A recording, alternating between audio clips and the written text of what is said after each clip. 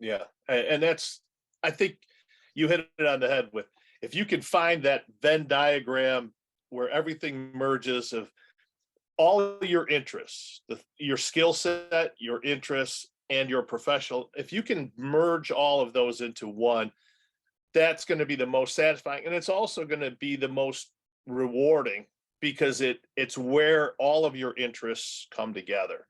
And I think it's great for a lot of the younger people that might be listening to this. That is how you really find what your calling is finding out something where your skill set meets with your interest, meets with where your professional life is. What is that for you?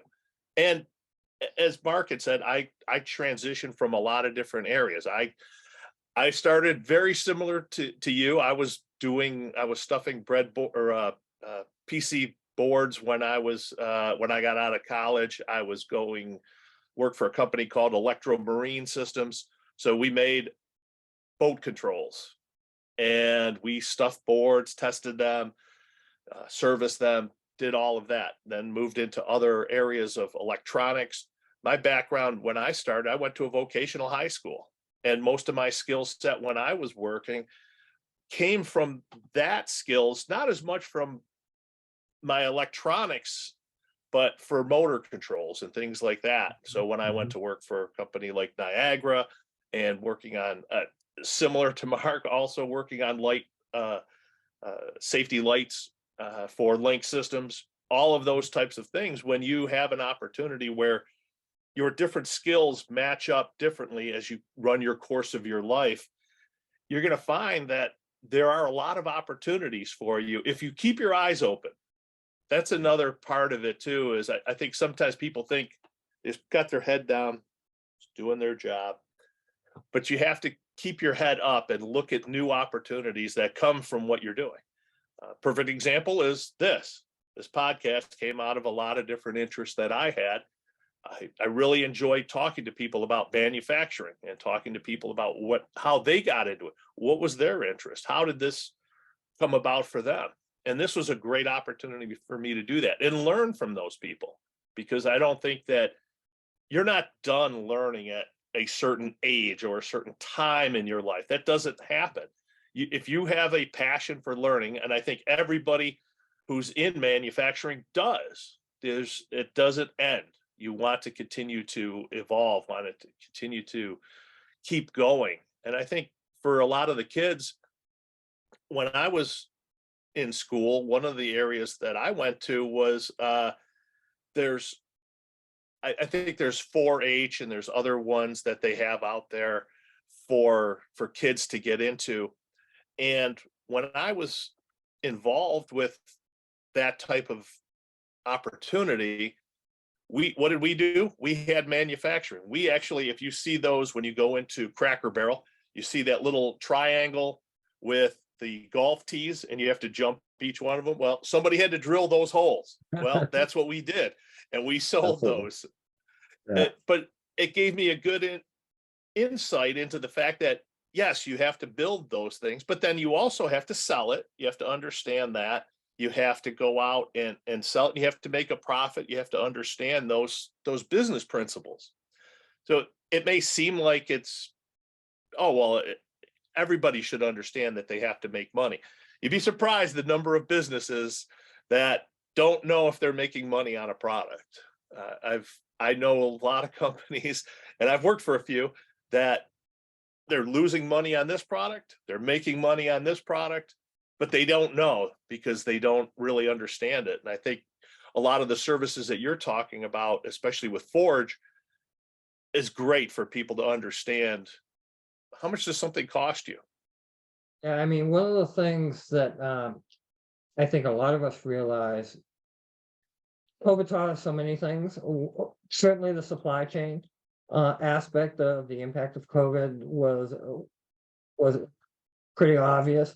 One of the things that we're doing at Forge, for instance, is we are working very much to near source things. So, for instance, our charter at Forge is to make sure that if an innovator is located in my region is Eastern Massachusetts, right? And I work with like ULOL and those kind of organizations. But if we are able to help an innovator who is located in the Eastern Massachusetts area find supply chain in the Eastern Massachusetts area, it not only helps lift, it's a win-win for everybody because it's helping the innovator, it's helping grow the local machine shop or the local testing house or what, or even engineering design consultants that they may want to bring in. But also one of the things, when I was at MKS, we outsourced a lot of things overseas. And that was great. It was all good. I got to spend a lot of time in foreign countries, so that was cool. But people didn't really realize a lot of times, especially we had to explain to the accounting people that they would look at the cost of something and say, well, we moved it from Massachusetts to another country, and then in that other country, it went from being a $5 pot to a $3.70 pot. And I went, well, did it really?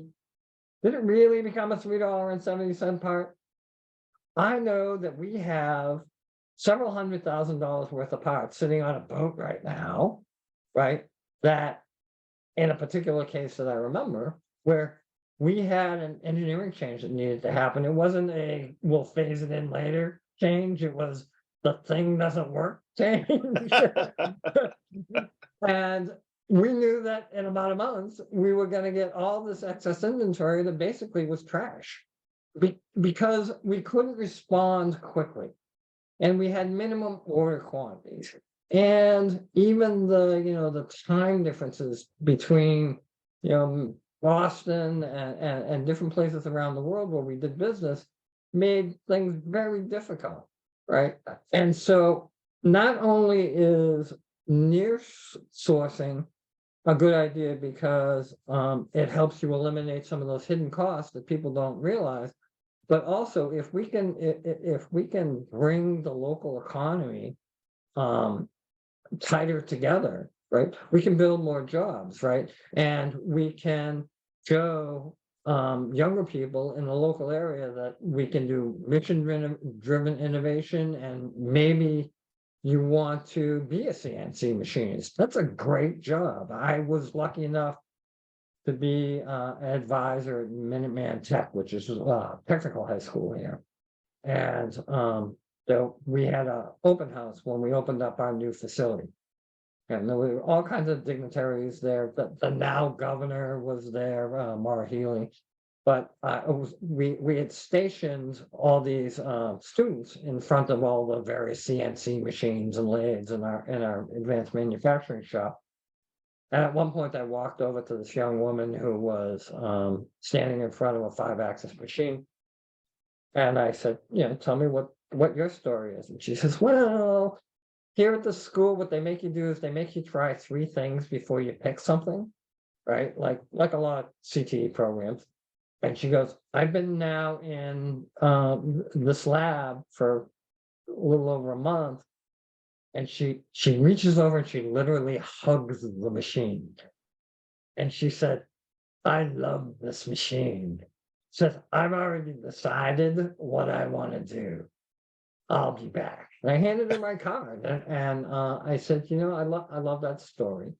And, told her about myself and SME and that kind of thing. I said, let me help you through that journey. And we've stayed in touch. So, and she's going to pursue a career in manufacturing because we gave her the opportunity to see a machine like that. Right. And again, tying it all off, if we can do more CTE education, we can do more apprenticeship programs, and we can be better about putting out all the different things that are manufacturing out in social media, the TikToks and the Instagrams of the world. You put out, I reposted it, this Lego machines that showed all the various different kinds of gearing mechanisms that are out there.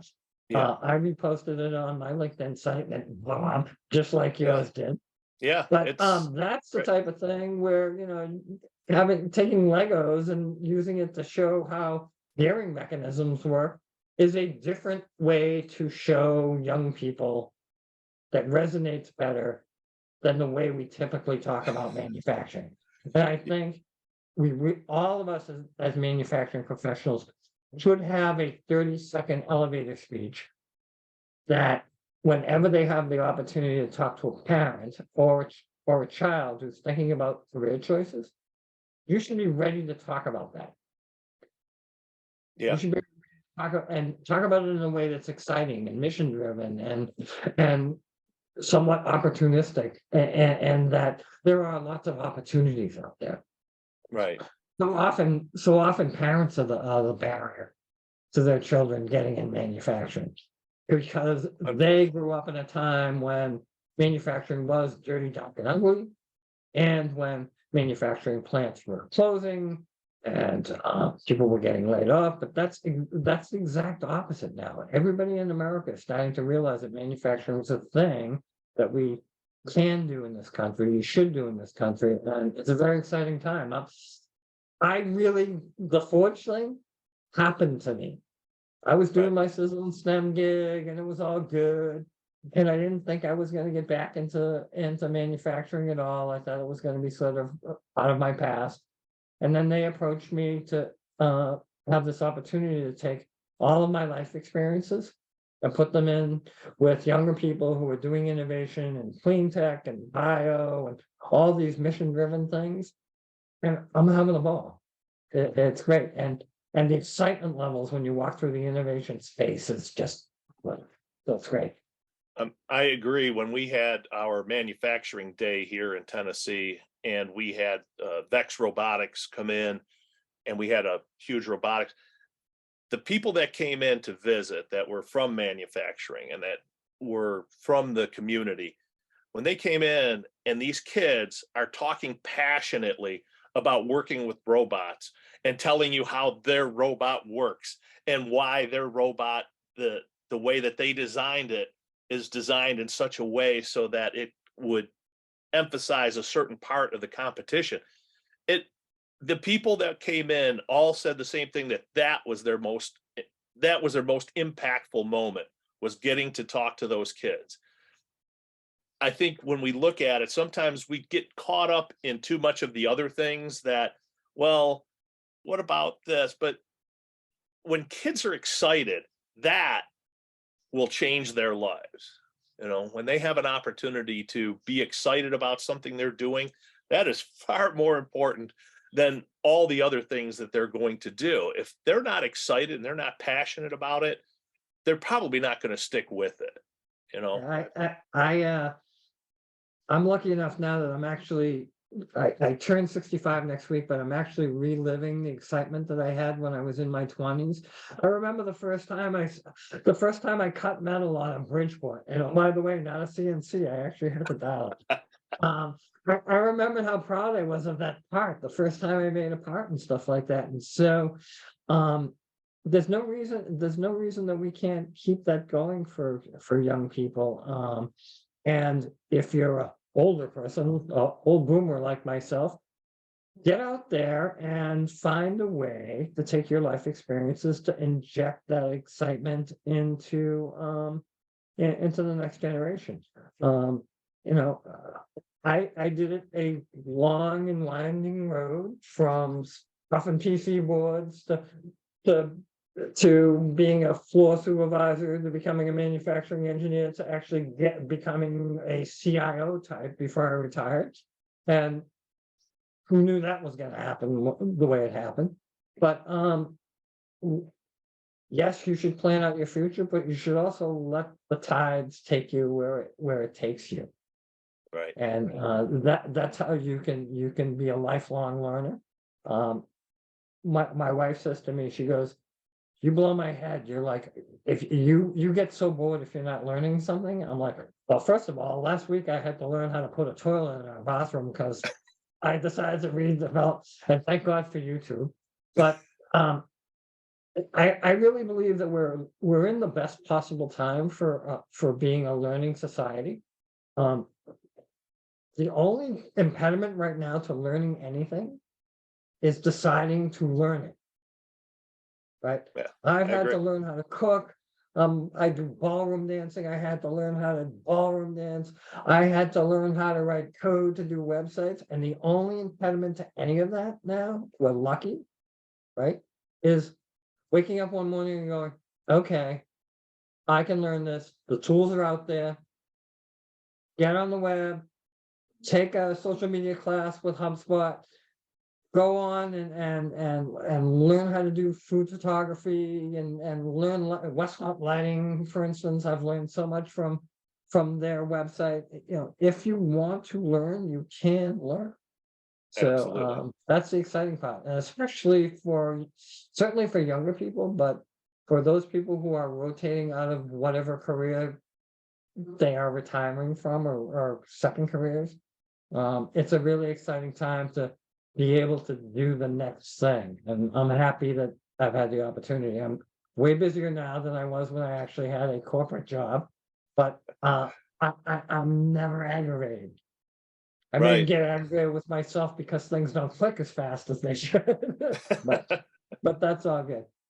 That's fantastic. Mark, it is always fantastic to talk to you because I always leave feeling more inspired.